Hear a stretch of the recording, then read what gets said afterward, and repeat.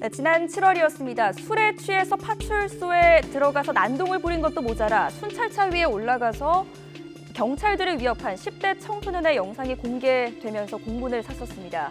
이게 정말 우리가 알고 있는 중학생 10대의 모습이 맞는지 놀라는 분들 많았습니다. 그런데 이 소년, 이전에도 절도 등의 범죄를 10여 차례나 저지른 전력이 있었지만 이 촉법 소년으로 분류가 돼서 형사처벌 대상이 아니었습니다. 2년 전으로 가볼까요? 촉법 소년들이 훔친 렌터카로 오토바이를 들이받아 아르바이트를 하던 청년을 숨지게 한 사고도 있었습니다. 가해자들은 만 14세 미만의 중학생이었고 역시 촉법 소년이라는 이유로 형사처벌을 받지 않았습니다. 2년 동안 소년원에 다녀왔지만 이후에도 이들의 또 다른 범행은 계속 이어졌습니다. 이처럼 청소년들의 범행이 점점 증가하면서 촉법소년 상한 연령을 낮춰야 한다 이런 목소리가 이어졌는데요. 국회에도 촉법소년의 연령 기준을 낮추는 법안이 발의돼 있습니다. 윤석열 대통령 역시 촉법소년 상한 연령을 2살 낮추는 방안을 대선 공약으로 내걸기도 했죠. 자, 법무부가 공약에 미치지는 못하지만 현장의 어려움 등을 종합적으로 고려해서 촉법소년 나이를 1살 낮추는 방안을 사실상 확정했습니다.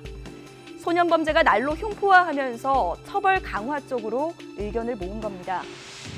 지금까지 만 14세 이하 청소년이 범죄를 저지르면 사회봉사를 하거나 소년원 송치 처분을 받는 게 전부였습니다.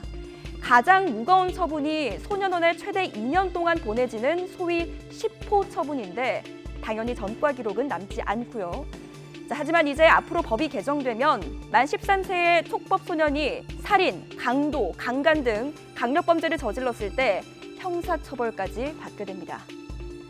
법무부가 이 같은 내용을 담은 형법, 또 소년법 개정안을 이르면 이번 주에 발표할 예정인데요. 관련해서 논쟁도 이어지고 있습니다. 잠시 최근 통계를 한번 살펴볼까요?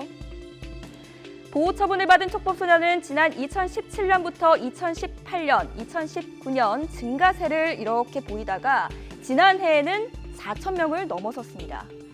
촉법소년의 증가세뿐 아니라 범행 수법도 갈수록 지능화되고 있다는 점에서 처벌을 강화해야 한다는 연령 하향 찬성 목소리가 이어지고 있습니다.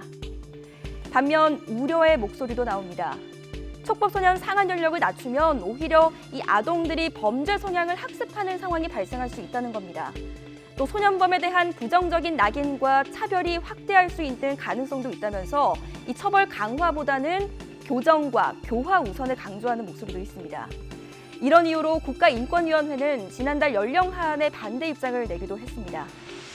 자, 이렇게 찬반 의견이 엇갈리는 만큼 시간을 더 가지고 사회적 논의가 필요한 상황인데요. 법무부가 개정안에 어떻게 세부 내용을 담을지 주목됩니다.